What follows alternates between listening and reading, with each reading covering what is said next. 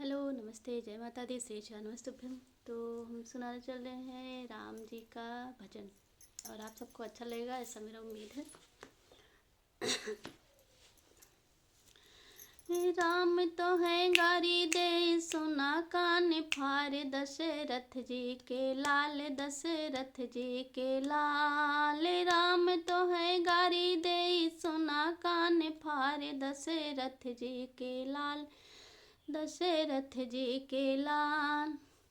खाई के देबै उहे चार चिजिया, खाई के देबै उहे चार चिजिया, पूड़ी कचौड़ी और नींबू अचार, दशरथ जी के लाल, दशरथ जी के लाल। राम तो है गारी दे सुना कान फार, दशरथ जी के लाल, दशरथ जी के लाल।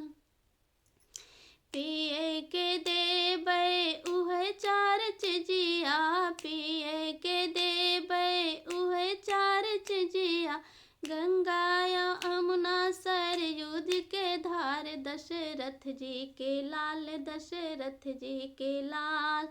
गंगा यमुना सरयुज के धार, दशरथ जी के लाल, दशरथ जी के लाल। राम तो है गारी दे सुना कान फार, दशरथ जी के लाल, दशरथ जी के लाल।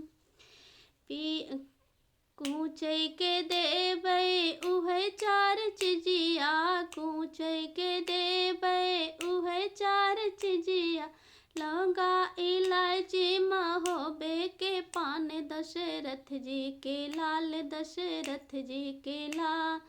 राम तो है गारी दे सुना कान फार, दशरथ जी के लाल, दशरथ जी के लाल।